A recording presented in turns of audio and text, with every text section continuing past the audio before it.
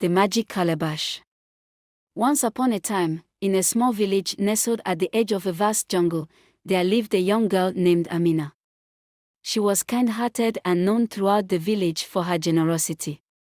Amina's family was poor, and they had very little to eat, but she would always share whatever she had with others.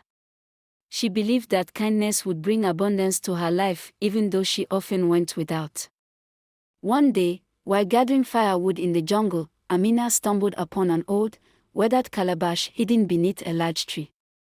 It was unlike any calabash she had ever seen, carved with intricate symbols and glowing faintly in the dim light of the forest.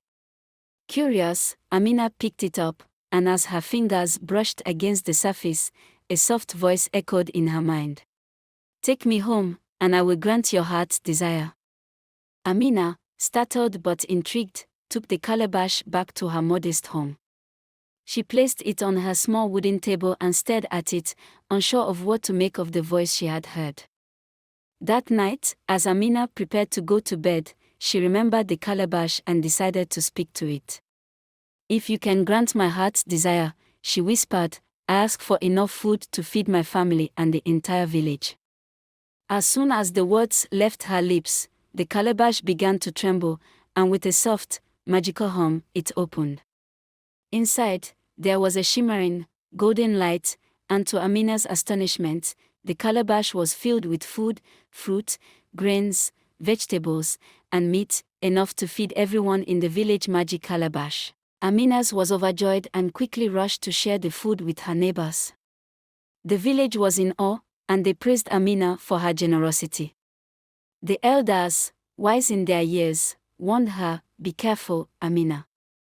Magic can bring both blessings and curses. The calabash may give you more than you ask for." But Amina, trusting in her heart and the calabash, continued to share the food with everyone. Each time the calabash was emptied, it magically refilled with even more food than before. As the days passed, the village prospered, and no one went hungry. Amina's family grew stronger, and the villagers came to rely on the magical calabash. However, as time went on, greed began to creep into their hearts. The once grateful villagers began to take the magic for granted. They asked for luxuries, for wealth, for land, and the calabash began to give more and more. Soon, the village became overflowing with riches, and the villagers began to fight over what they had. One day, as Amina stood near the calabash, she heard the voice again. "You have used me to satisfy desires beyond your needs. You have forgotten the spirit of generosity." In that moment, Amina understood. The calabash, once a symbol of abundance, had become a source of division and greed. She decided to act quickly before the magic destroyed the harmony of the village. That evening, Amina gathered the villagers together. She told them of the calabash's power and warned them that they had abused it. "The calabash is meant to teach us the value of generosity, not greed," she said. "It is not for personal gain, but for the good of all." With a heavy heart, Amina took the calabash to the edge of the jungle and buried it beneath the same tree where she had found it. She knew that its magic could no longer be used selfishly, but it was still a reminder of the true power of giving.